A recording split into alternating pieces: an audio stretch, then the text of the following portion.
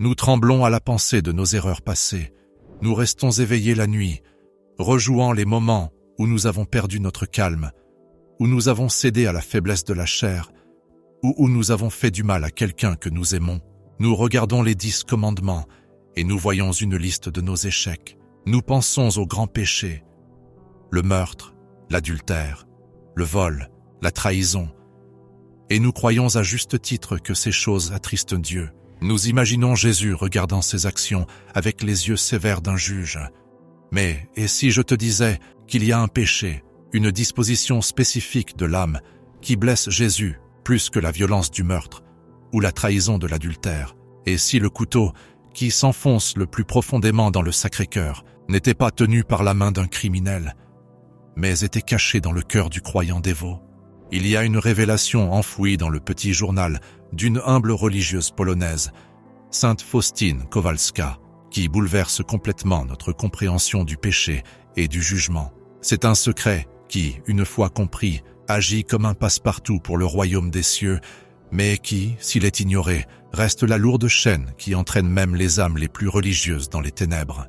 Ce n'est pas un message de condamnation, c'est une mission de sauvetage, parce que le péché qui blesse le plus Jésus est probablement celui avec lequel tu luttes en ce moment même, peut-être sans même t'en rendre compte. C'est le péché qui empêche la guérison. C'est le refus de laisser le médecin toucher la plaie. Avant d'ouvrir les pages de ce journal mystique et d'entendre directement la voix de Jésus, faisons une pause. Nous devons nous ancrer contre les vagues de doute qui tentent de nous noyer. Nous sommes sur le point de parler de choses profondes et l'ennemi de ton âme ne veut pas que tu entendes cela. Il veut que tu restes dans la peur. Alors, créons un sanctuaire de miséricorde juste ici. Maintenant, je t'invite, avant d'aller plus loin, à faire un petit acte de défi contre les ténèbres. Dans les commentaires ci-dessous, écris simplement ces 5 mots puissants. Jésus, j'ai confiance en toi. Et s'il y a un nom, un être cher, un enfant, un parent que tu sens perdu, ajoute son nom à côté. Place-les dans les rayons de sa miséricorde. Fais-le maintenant comme un acte de volonté. Jésus, j'ai confiance en toi. Maintenant, voyageons au cœur du mystère. Nous devons comprendre le contexte. Sainte Faustine ne parlait pas à un Dieu lointain, elle parlait à un sauveur qui lui apparaissait visiblement, souvent dans sa cellule au couvent. Il lui montrait ses plaies, il lui laissait entendre les battements de son cœur, et dans ses moments intimes, il partageait avec elle les secrets de sa souffrance. Nous pensons souvent que la souffrance de Jésus a pris fin sur la croix il y a 2000 ans, dans son corps physique. Oui, il est ressuscité et glorieux, mais dans son cœur mystique, dans son amour pour nous, il continue de désirer, d'attendre et d'être rejeté. Un jour, Jésus parla à Faustine avec un ton de lourde tristesse. Il ne se plaignait pas des athées qui se moquent de lui. Il ne se plaignait pas des persécuteurs de l'Église. Il regardait ses propres amis. Il nous regardait. Nous. Écoute les paroles qu'il a prononcées, enregistrées dans l'entrée 50 du petit journal. Il a dit « Oh, combien je suis blessé par la méfiance d'une âme. Une telle âme professe que je suis sainte et juste, mais ne croit pas que je suis miséricorde, et ne fait pas confiance à ma bonté. » Laisse ces mots pénétrer. Combien je suis blessé par la méfiance d'une âme. Pourquoi est-ce la blessure la plus profonde? Pourquoi cela fait-il plus mal que les péchés de la chair? Imagine un père qui aime son enfant plus que sa propre vie. Si cet enfant fait une erreur, casse une fenêtre, rate un examen ou même crie de colère, le père est triste, peut-être déçu. Mais son amour reste inébranlable. Il veut réparer la fenêtre. Il veut aider l'enfant à apprendre. Mais maintenant, imagine que l'enfant s'enfuit loin du père, se cachant dans un coin sombre, tremblant de terreur. Imagine que l'enfant regarde le père et hurle « Reste loin, tu veux me faire du mal. Tu me détestes, tu es un monstre. » C'est cela, la blessure de la méfiance, les péchés d'action, la colère, la luxure, l'avidité. Ceux-ci blessent la vie extérieure. Ils sont comme de la boue sur un vêtement ou même un bleu sur le corps. Mais la méfiance poignarde l'identité même du Père. Elle rejette sa nature. Jésus a dit à Faustine que lorsqu'une âme se méfie de lui, elle déchire son cœur car elle nie son essence même, qui est l'amour. Dans l'entrée 379 du petit journal, Jésus s'étend sur cette douleur. Il explique que même les âmes choisies, celles qui prient et vont à l'église, lui causent souvent cette douleur. Il dit « La méfiance d'une âme choisie me fait souffrir le plus. Malgré mon amour inépuisable pour elles, elles ne me font pas confiance. » Pense aux implications de cela. Tu assistes peut-être à la messe, tu dis peut-être ton chapelet, tu fais peut-être de ton mieux pour être une bonne personne. Mais au fond, il y a un nœud froid dans ton estomac. Une voix qui dit « Je ne suis pas assez bien, Dieu est fatigué de moi.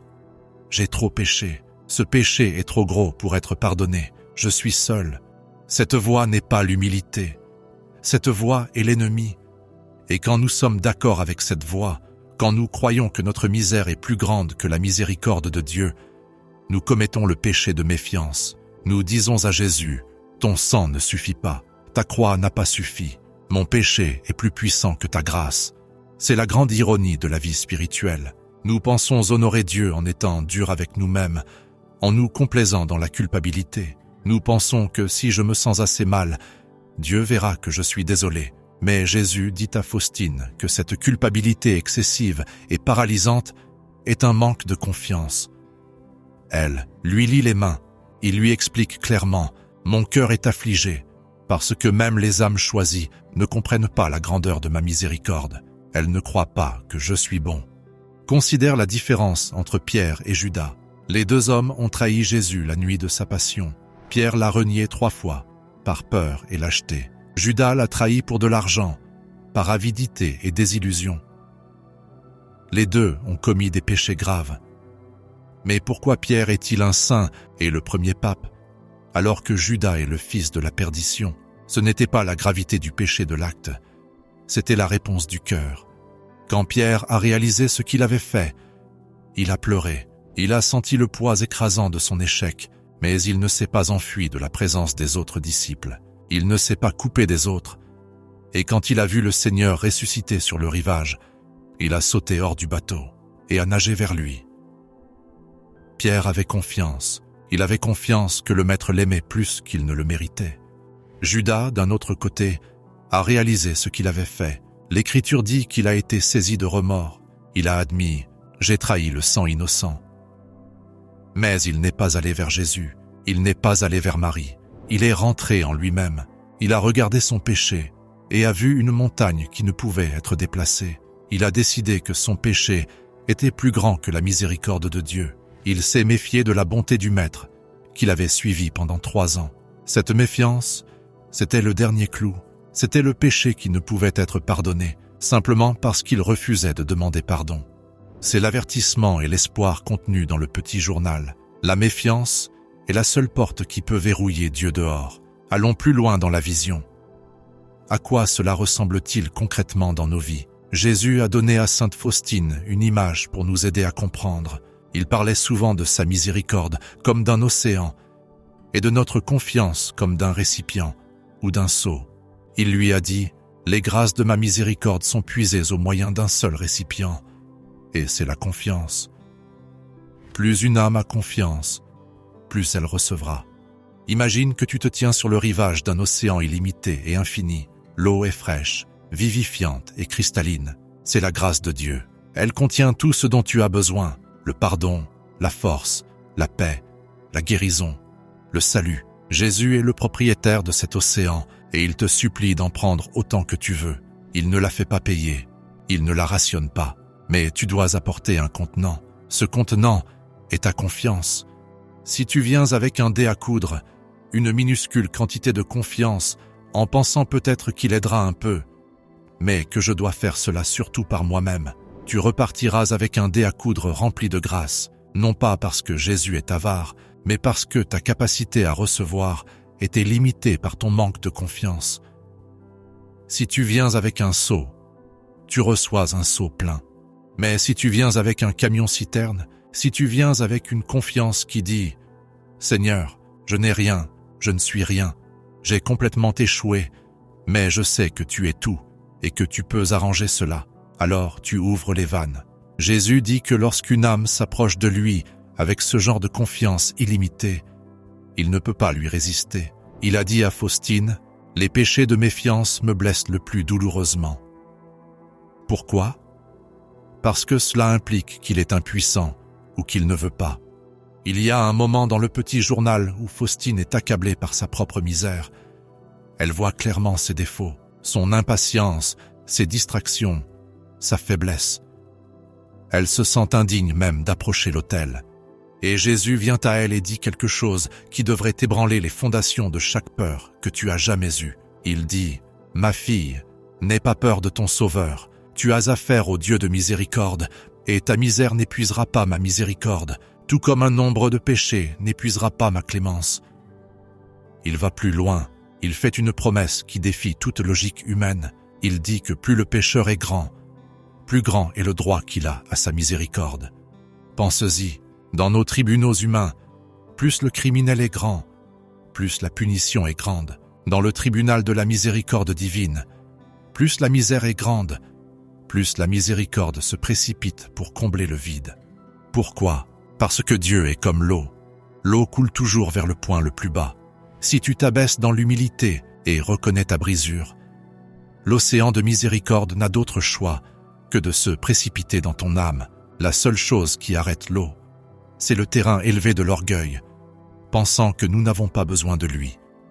Ou le mur de la méfiance, pensant qu'il ne viendra pas. Laisse-moi te raconter une autre rencontre tirée du petit journal qui illustre cette lutte. Faustine priait pour une âme qui était désespérée. Cette personne était convaincue d'être damnée. Elle sentait les lourdes chaînes de Satan enroulées autour d'elle. Elle croyait que ses péchés étaient trop noirs. Jésus a permis à Faustine de voir la réalité spirituelle. Elle a vu que le diable utilisait les péchés passés de cette personne comme une arme. Le diable chuchotait « Regarde ce que tu as fait. Comment Dieu pourrait-il aimer un misérable comme toi? C'est fini, abandonne. » C'est la tactique principale de l'ennemi. Il sait qu'il ne peut pas empêcher Dieu d'être puissant, mais il peut essayer de t'empêcher d'avoir confiance. Il utilise le péché de la méfiance pour te paralyser. Jésus a dit à Faustine, quand une âme voit et réalise la gravité de ses péchés, quand tout l'abîme de la misère dans laquelle elle s'est plongée s'étale devant ses yeux, qu'elle ne désespère pas, mais avec confiance, qu'elle se jette dans les bras de ma miséricorde, comme un enfant dans les bras de sa mère bien-aimée. Il se compare à une mère. As-tu déjà vu une mère avec un tout petit couvert de boue? La mère méprise-t-elle l'enfant? Non, elle prend l'enfant dans ses bras. Elle le lave. Elle change ses vêtements. La boue n'est rien pour elle. L'enfant est tout. Jésus nous dit, « Je suis l'amour et la miséricorde même. Il n'y a pas de misère qui puisse se mesurer à ma miséricorde. » Alors, pourquoi la méfiance le blesse-t-elle tant? Parce qu'elle le traite comme un menteur. Il a promis, « Si vos péchés sont comme l'écarlate, ils deviendront blancs comme la neige. » Quand nous nous méfions, nous disons, « Non Seigneur, mes péchés sont trop rouges. Tu ne peux pas nettoyer ça. » Nous élevons notre péché au-dessus de sa puissance. Nous faisons une idole de nos propres ténèbres. Cela le blesse parce qu'il a payé un prix si élevé pour prouver son amour. Il montre la croix et dit « Qu'aurais-je pu faire de plus ?» Il montre l'Eucharistie et dit « Je vous donne ma chair même. » Il montre le confessionnal et dit « Je te lave avec mon propre sang. » Et après tout cela, si nous restons en retrait et disons « Je ne suis pas sûr que tu le penses vraiment », cela lui brise le cœur. Cela rend son sacrifice infructueux dans nos vies.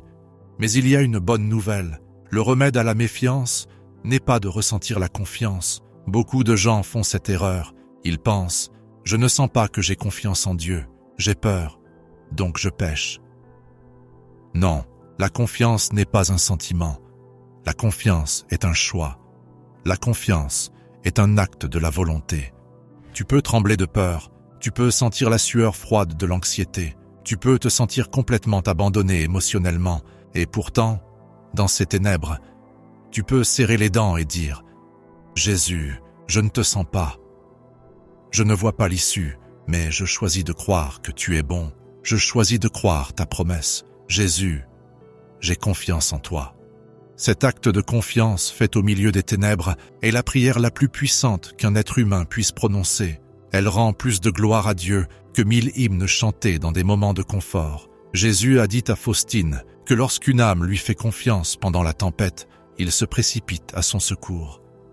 Il a dit, « Celui qui a confiance en ma miséricorde ne périra pas, car toutes ses affaires sont miennes, et ses ennemis seront brisés au pied de mon marchepied.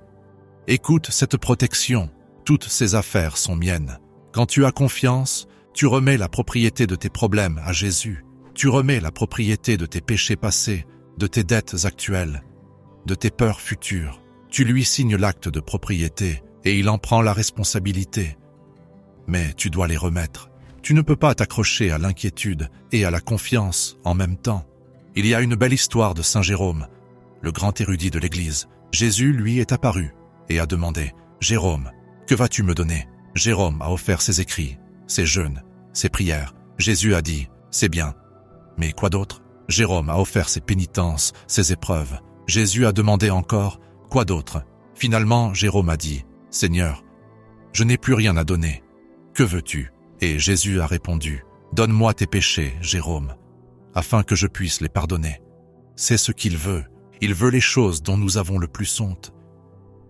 Il veut les ordures que nous cachons dans la cave de nos cœurs.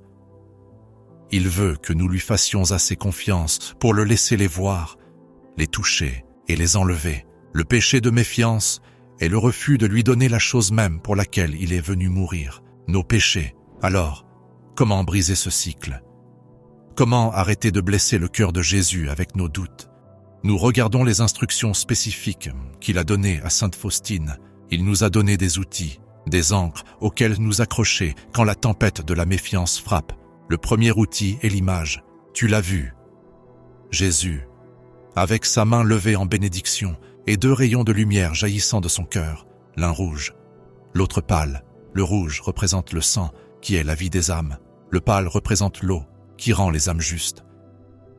Il a demandé que cette image soit signée avec les mots « Jésus, j'ai confiance en toi ». Il a dit « Par le moyen de cette image, j'accorderai beaucoup de grâce aux âmes. Elle doit être un rappel des exigences de ma miséricorde. Quand tu regardes cette image, tu ne regardes pas une peinture, tu regardes un contrat visuel. Il te montre son cœur ouvert pour te rappeler que la porte n'est jamais verrouillée. Mets cette image chez toi. Mets-la sur ton téléphone. Quand la voix de l'accusation vient, regarde l'image et dis les mots. Le deuxième outil est le chapelet. Cette prière, récitée sur un chapelet ordinaire, est une supplication au Père éternel. Père éternel, je t'offre le corps et le sang, l'âme et la divinité de ton Fils bien-aimé, notre Seigneur, Jésus-Christ, en réparation de nos péchés et de ceux du monde entier. Pourquoi est-ce puissant contre la méfiance? Parce que cela nous empêche de nous regarder nous-mêmes et nous force à regarder Jésus. Quand nous prions le chapelet, nous n'offrons pas notre propre bonté à Dieu, nous offrons Jésus au Père. Nous nous cachons derrière lui. Nous disons, « Père, ne regarde pas mes péchés, mais le visage de ton Fils. » C'est l'acte ultime de dépendance. Et enfin, il y a l'heure de la miséricorde, 3 heures de l'après-midi. L'heure où Jésus est mort. Il a demandé à Faustine qu'à cette heure, même pour un bref instant, nous nous immergions dans sa passion. Pourquoi? Parce qu'il est impossible de se méfier de Dieu quand on regarde la croix. Quand tu vois jusqu'où il est allé, les clous, les épines et la lance, le mensonge selon lequel Dieu ne se soucie pas de toi s'évapore. La croix est la preuve indéniable de l'amour. Il y eut une autre vision, peut-être l'une des plus frappantes de tout le petit journal. Faustine a vu le jugement d'une âme. Elle a vu la sainteté de Dieu, qui est si pure qu'aucun péché ne peut subsister devant elle. Elle tremblait. Mais alors elle a vu Jésus s'interposer entre l'âme et la justice de Dieu. Et elle a réalisé quelque chose de profond. La miséricorde est la fleur de l'amour. Dieu est justice, oui. Mais sa miséricorde est ce qui coule de son cœur quand il regarde ses enfants. Jésus lui a dit, « L'humanité n'aura pas de paix tant qu'elle ne se tournera pas avec confiance vers ma miséricorde. » C'est vrai pour le monde, mais c'est vrai pour toi. Individuellement, tu n'auras pas la paix tant que tu n'arrêteras pas d'essayer de te sauver toi-même et que tu ne commenceras pas à lui faire confiance pour le faire. Nous nous inquiétons pour l'avenir. Et si je perds mon travail? Et si je tombe malade? Et si mes enfants abandonnent la foi? Ce sont les angoisses qui nous empêchent de dormir. Et Jésus nous chuchote, tout comme il l'a fait à Faustine. Pourquoi as-tu peur? Penses-tu que je ne suffise pas pour toi? Moi qui tiens le monde dans mes mains, qui ai créé les étoiles, ne puis-je pas prendre soin de toi? Le péché de méfiance est essentiellement une forme d'athéisme pratique. C'est vivre comme si Dieu n'existait pas, ou comme s'il était faible. Cela le blesse, parce que cela minimise sa gloire. Mais quand une âme a confiance, oh, comme le cœur de Jésus se réjouit. Il a dit à Faustine qu'un seul acte de pure confiance lui permet de déverser plus de grâce que l'âme ne peut même en contenir. Elle déborde sur les voisins, la famille, le monde entier. Il a dit « L'âme qui a confiance en ma miséricorde est très fortunée, car je prends soin d'elle moi-même. » Imagine ça. Le Créateur de l'univers dit « Je prendrai soin de celle-ci moi-même. » Pas un ange, pas un saint, moi-même. Alors, que devons-nous faire de cette révélation aujourd'hui? Premièrement, nous devons nous repentir de notre méfiance. Nous devons la reconnaître comme un péché.